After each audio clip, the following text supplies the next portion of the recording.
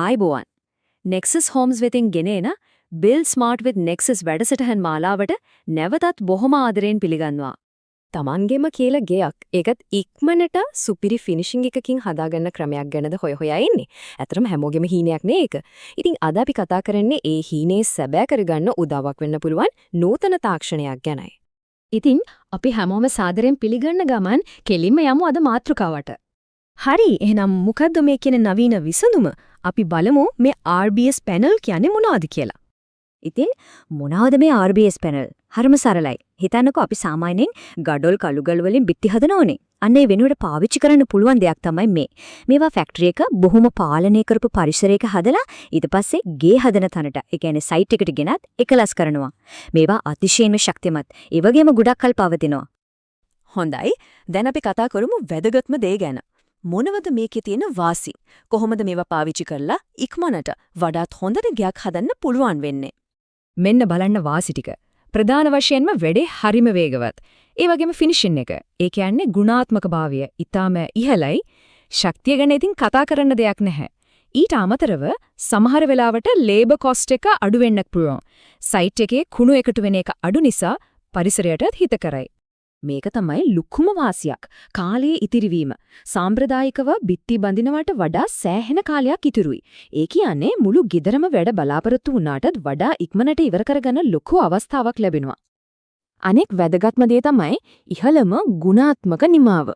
දැන් හිතන්න මේ පැනල් හැම එකක්ම හදන්නේ මැෂින් වලින් වගේ කන්ට්‍රෝල් කරපු ෆැක්ටරි එකකිනේ. ඉතින් එක පැනල් එකක්වත් එහෙ මෙහෙ වෙන්නේ නැහැ. හැම එකක්ම එකම ප්‍රමිතියට එකම සුපිරි ෆිනිෂිං එකකින් එළිය දෙන්නේ. ශක්තිය ගැන කතා කළොත් මේවා කොන්ක්‍රීට් වලින්මනේ හදන්නේ.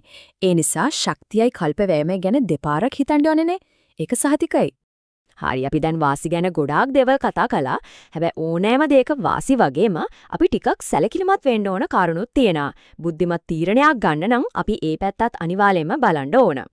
ඉතින් මේකේ තියෙන්නේ හොඳ විතරමද? නෑ. අපි සලකා බලන්න ඕන කරුණු ටිකකුත් තියෙනවා. අපි බලමු ඒ මොනවද කියලා. පළවෙනි දේ සමහර වෙලාවට මුලින් යන වියදම ටිකක් වැඩි. ඒ කියන්නේ සාම්ප්‍රදායික ක්‍රමයට වඩා පොඩි ගාණක් වැඩියෙන් යන්න පුළුවන්.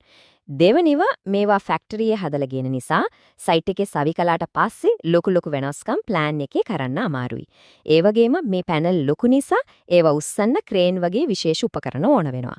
අන්තිම සහ වැදගත්ම දේ තමයි පැනල් දෙකක් අතර තියෙන සංදිය, ඒ කියන්නේ ජොයින්ට් එක හරියටම වතුර නොයන්න විදිහට සීල් කරන එක අත්‍යවශ්‍යයි. හොඳයි. දැන් වාසි දන්නවා, සලකා බලන්න ඕන දේවලුත් දන්නවා. එහෙනම් කොහොමද තීරණය කරන්නේ මේ RBS තාක්ෂණය Tamanට ඇත්තටම ගැලපෙනවද නැද්ද කියලා? ඉතින් මේ තාක්ෂණය Tamanගේ ව්‍යාපෘතියට ගැලපෙනවද? මේක හරිම සරලයි. Tamanගෙම මේ ප්‍රශ්න තුන අහලා බලන්න. 1. Tamanට වැදගත්ම දේ මොකක්ද? ඉක්මනට සුපිරි ෆිනිෂිං එකකින් ගේ හදාගන්න එකද? 2. Tamanගේ බජට් එක මේ මූලික ආයෝජනය කරන්න පුළුවන්ද? 3. සහ වැදගත්ම දේ Tamanගේ සයිට් එක ක්‍රේන් එකක් වගේ ලොකු වාහනයක් ගෙන්න පාර ඉඩකඩ තියෙනවද? ඉතින් අන්තිමට කියන්න තියෙන්නේ හොඳම තේරීම සම්පූර්ණයෙන්ම රඳාපවතින්නේ Tamanගේම ප්‍රමුඛතාව, Tamanගේ අයවැය සහ Tamanගේ ඉදිකිරීම් භූමියේ තත්ත්වය මතයි. හොඳයි, අපි හිතනවා අද කතා කරපු කරුණු ගයක් හදන්න ඉන්න ඕනෑම කෙනෙක්ට ගොඩක් වැදගත් වෙයි කියලා. මේ වගේ තවත් දේවල් දැනගන්න අපේ පේජ් එක ෆලෝ කරන්න. ඒ වගේම මේ ගැන තව මොන හරි ප්‍රශ්න තියෙනවා නම් අනිවාර්යයෙන්ම කමෙන්ට් එකක් දාන්න. තොරතුරු වැදගත් කියලා හිතෙනවා නම් ලයික් එකක් දාලා ගයක් හදන්න හිතාගෙන ඉන්න තව කෙනෙක්ට බලන්න ෂෙයා කරන්නත් අමතක කරන්න එපා. තවත් මෙවැනිම විග්‍රහයකින් අපි නැවත හමු වෙමු.